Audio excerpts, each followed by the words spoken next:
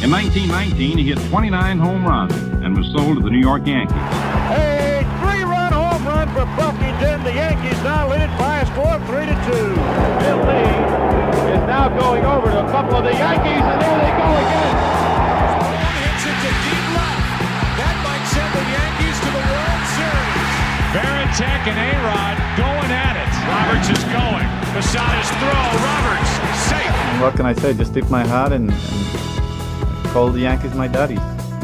Welcome to Fanbase, a deep dive into the greatest rivalry in sports, episode 225, the Thanksgiving edition. We will talk a little bit about Turkey Day and some fun stories from the past. Let's do a quick rundown to some news. Obviously, Sonny Gray traded to the Red Sox for Dick Fitz. The Dick Fitz. The most interesting part of that side of the trade is that it is his name, right? Yeah, again, you get those stupid giggles of adolescence when you have to say it, but I guess Dick is a better fit in St. Louis. I remember we did a whole episode on names, and Dick Fitz, I think it was because of Dick Fitz. I think it was. So let's start with that since it's the biggest news. I mean, listen, I was consuming so much sports radio in Boston after the trade, and I know all the nuances of it. I know St. Louis is sending $20 million, so you get this guy for $15 million, and then a team option for a second year, which is key, right? That's if you want to keep him and pay him. I think for me, the key is it if this is the pitching acquisition of the offseason, it's not a good story. Well, I don't necessarily think it's the key acquisition. But of the you don't offseason. know. I mean, my point is, if your goal is to win a World Series, you need more than adding Sonny Gray to that rotation. Well, the good thing is it's really on a 1-year commitment to him, right? Correct. And at the same time, at a pretty low price. And he's also at the back end of his career because he is 36, right? 36 are going to turn 37. So I would expect that the Red Sox aren't going to have anything committed to him after an option here, and I don't think he's going to get anything from another team after an option. But he's not a top of the rotation starter. Not at all, especially not now. And he was played in New York. He struggled in New York, and he's been around. He's bounced around, but he's always performed.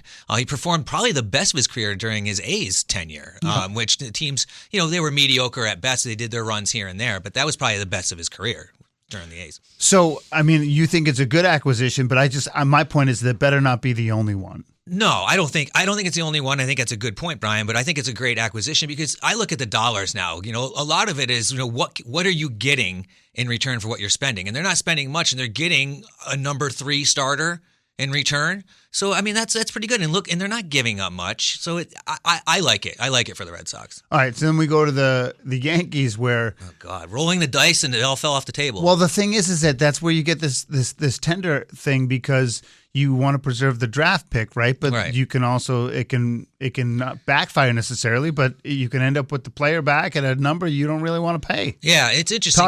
Tell people what the Trent Grisham deal is. So basically, how it works is the teams have an opportunity to offer players not non-tender contract, but like a qualifying offer. And if you offer a player a qualifying offer, then if they don't take it and they go out to the free agent market and they sign, you get a draft pick.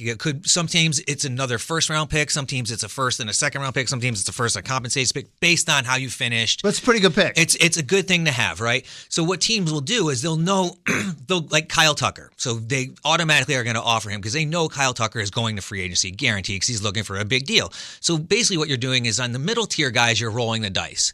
And for the Yankees, it kind of backfired on them. Actually, it totally backfired on them because they offered Trent Grisham a qualifying offer, which I believe was like $22 million. Yeah, exactly. 22. And that's it's a going rate kind of thing, right? Based on, I think, service time and that kind of stuff and what you were making previous and arbitration numbers and all that. So the thought is that you would offer him $22 million for 1 year and he would say no, coming off a 36 home run season or whatever, 33 home run season that he did.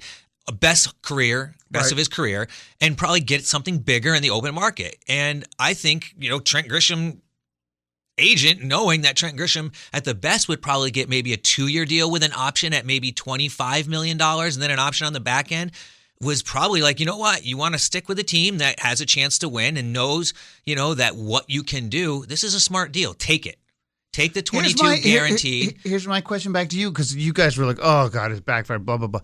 But, like, if a guy's hitting 30-plus home runs, why wouldn't you want him? Because it's the only time he's done it, right? And there's a lot of different factors involved in it, where he was batting in the lineup and, getting pitched to in Yankee Stadium. He has been a total underachiever his whole career. Now, he's relatively young, given the fact because he came up early, but he has not ever really performed to his potential. So you look at it where these teams are not going to want to get burned by these players on big contracts on one-year performers. They're taking the gambles on the guys that are very young, that are huge prospects, and giving them money. Teams are not going to go out there and give, let's say, Chris Davis, remember with the Orioles, where he hit 40-something home runs, and you give him a 6-year deal based on that, and it was a total flop. It worked for a couple of years, but it was a total flop. Teams aren't going to do that anymore. What if he has a good year? But so you win, right? You win, and then he goes out to free agency, and maybe someone will give it. But you have to show your value, especially at this time of your career, especially where he is in his career. And he hasn't done that. And I don't think any team was going to give him a 3-year deal. Yeah. Right? Well, I think that's why they took it. Exactly. It's the same thing with, what's his name? Trevor Story. I mean, he picked up his option because he wouldn't have made more money elsewhere. It's pretty simple. And the Yankees are going to pay him $22 million next year. Now, that's a huge hit to the Yankees, because now that's way less flexibility to either go after a 1-year contract or a 2-year contract or a longer-term contract. Yeah. And that's also a huge hit on the salary cap stuff. Not salary cap, the competitive balance tax. Yeah, and the taxation, which they want to get. I mean, Hal said he wants to get under the threshold if he can. So it's going to be very interesting going forward. Like we said, Brian, what are we looking at going forward with free agency? How are the Yankees going to pursue that? I mean, I don't see the Yankees needing pitching with Cole and Schmidt coming back. Cole sooner than Schmidt next year, and the pitching they already have, as long as stays healthy. I don't really think they need to be going crazy. I don't think they don't need pitching at all. No. Maybe I mean, you can always have more pitching, right? And I think we can talk about this a little bit more, like some trade scenarios. But the Yankees do need a bat. They need an outfielder, be it Bellinger or be it Tucker or be it a trade, and they need another, I would say, a second baseman or a shortstop or a third baseman, because those guys are not performing up to snuff. So in the Billy Beane approach, you gravitate to where there's actually value, and the argument the Red Sox are making is that the most value in player acquisitions right now is via trade. Absolutely, 1,000%. I could not agree more. And so I think that's what the Red Sox are pursuing, what they did with Sonny Gray. And what's interesting about pitching, because you have Schlittler too. I mean, you have like potentially the best rotation in baseball. You potentially have like 8 starters. Right. So maybe you trade somebody. Yeah, but I think if you look for the last 2 seasons being burned in 2024 by the Dodgers and looking what the Dodgers did in 2025, you don't get rid of pitching. You do not get rid of pitching unless it's lower level prospects that aren't ready to be in the majors. But with the budget, it might be the only way to get a good bat. True. And I think, when you look and we say trade, I think what the Yankees need to do is they need to go out and they need to reinvent the blockbuster. They need to bring back what Soto was in 2023 or what A-Rod was.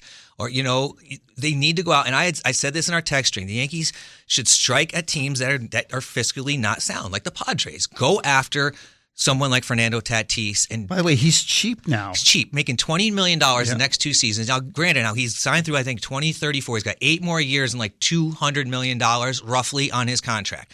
Now, you can say that's a great deal. It's an awesome deal. But for a team that is looking to probably sell itself, drop payroll, and has a bunch of prospects. Now, granted, they did trade away a couple lower-level prospects to get Mason Miller, but they have a lot of good young players, not the Bogarts. Cronenworth is still relatively young, but they do have older players like Yu Darvish that they could get rid of and trade, and maybe the Yankees should get creative, and I think they should try. I say it, and I say it, and I say it. They need to get rid of Stanton. Stanton has 2 more years left at about, I think it's like 30-something million he's owed by the team because the Marlins owe him some money, like $20 million. Well, they have to eat a good portion of that. Well, no, not necessarily, Brian, because Yu Darvish has like 50-something million over the next 3 years, and he's not going to pitch next year at all because he's Tommy John surgery. So you're saying do a salary swap? Do a salary swap. That doesn't happen in baseball very often. You could do a player swap and kind of figure out the numbers, but then you could also send some prospects their way, maybe like a Spencer Jones or these Yankee prospects, maybe even like a Jason Dominguez, and get a player like Fernando Tatis Jr. back, and you know what? Throw him right in center field. I know he's a platinum glove right fielder, but Aaron Judge isn't moving until you can free up more DH. If you get rid of Stanton, you free up some DH. Fernando Tatis Jr. could probably play shortstop still. He's 26 years old. He's an still awesome young. player. But that's what I'm saying is you got to get creative. And if that's where you can do it on that trade market, like you said, Brian, that's where it is. You don't need to go out and spend $500, $600 million on a Kyle Tucker for the next 13 years or 12 years when you could try no to value pry there. away a player. I'm just using Tatis as an example. Yeah, totally. But it would be a great trade for the Yankees if they could do it, and you got to get creative. You know, like Cashman's supposedly this wizard. Well, this Trent Grisham thing completely backfired on you. So you need to dig in, figure it out, and do something. He's John Senecal. I'm Brian Shackman. This is Fanbase, a deep dive into the greatest rivalry in sports, episode 225, the Thanksgiving edition. What are you guys doing on Thanksgiving? Doing the same thing we do all the time. We go up to my wife's sister's house. You know, like the kids get to see I get to see my nephews. And Where is it? It's in outside of Albany, in Albany area. 2 hours or? It's like an hour and 45. We've been going up there forever. It's great. You know, they're awesome people. We have a good time. Sit down, one turkey in the oven one type big thing? Yeah, it's a whole day thing. You go up there, and I mean, I don't do anything. That's what I like, you know, because like my whole life is like chaos and maintaining and stuff, and I don't have to do that there. They basically take care of everything, and it's the size of it is shrunken over the years as far as how many people come. But it's a great time. The food is always good, and like, you know, my kids, their cousins are basically the same age, so everybody gets along, and there's a lot of them, and you know, we've been really close to them for a long time. So it's backyard football in it. Type thing? If the weather warrants, something always goes on. You know, kids are always outside doing something. They have a huge piece of property. They have a pond. They actually have a batting cage and stuff. So it's like there's always something to do there. But it's fun, Brian. Like sometimes, you know, everyone talks about tradition and all that. Sometimes it's just good to just slow it down and sit around and just, you know, everyone watches football and all that, and it's like the Is it rat weird race. not that you don't drink anymore? Is it weird? Because I feel like it's such a consumption holiday. No, I don't. That's like I'm coming up on 5 years now, so it's like it's so worn off for me. Yeah, you know, it's not even a thought now. For me, like I grew up in a house where we had the one turkey in the oven. We did it with another family, and I'll talk about it when we get a little anecdotal. And I sort of liked it because like there was one conversation, and it was sometimes boring and sometimes awkward, but also sometimes really bananas. Now we go to my wife's sister's, who's a beautiful home in Milton, Massachusetts. My brother-in-law, who's a total Milton's a very nice area. It's really nice. My brother-in-law's a hick from Northern California, and he wants to fry turkeys for the last 10 plus years. My wife has two sisters. Everyone in the family brings their own turkey, plus they put one in the oven too, and we fry like 4 turkeys. And the guys, we started just staying outside frying the turkeys and drinking and hanging out, and the kids would run around and do whatever. And it was so fun because we didn't have to deal with all the garbage inside. Right. But then everyone inside realized how much more fun it was outside. Now everybody comes outside. Right. It ruined your secret. Yeah. So we have like 35 people now because it's a really fun Thanksgiving. So it's kind of jumped the shark, but it's very like buffet oriented, and then everyone just collapses on the couch and watches football. And you know, historically it's a lot of fun because if the weather's okay, it's just fun to be outside and just shooting the breeze and stuff like that. So I don't remember a lot of times when there was snow on Thanksgiving. I remember a few times when I was younger. I used to go to my aunt and uncle's house outside of Rochester. But you brought up frying a turkey, like underrated. Frying a turkey, right? Like very on underrated. multiple levels because you get the videos where they're burning everything and it's all blowing up, so you don't get to see that when it's coming out of the oven usually. No. And at the same time, it is very freaking good. It tastes really good. It's very good. I did it once. I can't remember if it was during the pandemic and we didn't go somewhere or we just tried it. Something didn't work out, and I did it once and it was very good. But boy, I had it one time. I went when I was working in the news, and I was working very early on, and I was doing. So John was a news photographer for many years. Yeah, and I was doing a Thanksgiving morning thing, and I was in the hood of Rochester, and they were doing like Thanksgiving servings, you know, and it was put on by like a church, and they were frying the turkeys, and I'm telling you, dude, oh my God. That was probably the best turkey I've ever had in my life. It's so good in the skin and whatever. But it's also the multiple levels. For me, it's just the process, because then you got to wait like X amount of minutes per pound. So you're just hanging out. Yeah. And you have more conversations and catch-up time with people you actually want to hang out with.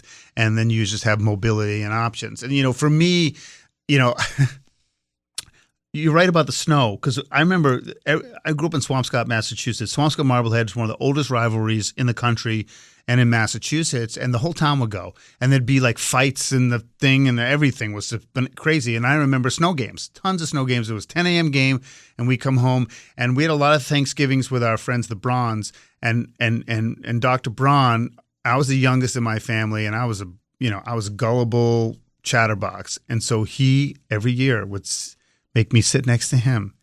And I look back, he'd pepper me with personal questions about the family, and he'd get me to talk about crap my parents didn't want to talk about. God. And I would totally divulge like family secrets. Holy Dr. Braun. Yeah, he was mind games with Dr. Braun. Clinical. Oh, man. So I developed this reputation for being loose-lipped about all this crap in my family, and it became a joke. But like almost every time, like he could get me to say stuff that my mom and dad did not want me to talk about. And it was a funny tradition. But I have a tough time sometimes with the buffet style. But at the same time, you're never going to go back to your family. I lost the battle, so we don't see my family till Friday. But you'll be one of the 477 zillion that are traveling this holiday season, right? Today? So tomorrow, on Thanksgiving morning, I do live broadcast from the Manchester Road Race with 12,000 people, and then I run the race. My family's already going to be in Boston. And then you cut out right after. Yep. And then I just jump in the car, drive to Milton, take a shower there, and then I'm off to the races. So I will be driving to Newark, New Jersey airport today at 4 o'clock, and then I will be driving back after that. I'm going down there to shoot a Do you know a lot of divas in your life, by the way? Has one just arrived? Yes. Hello, diva.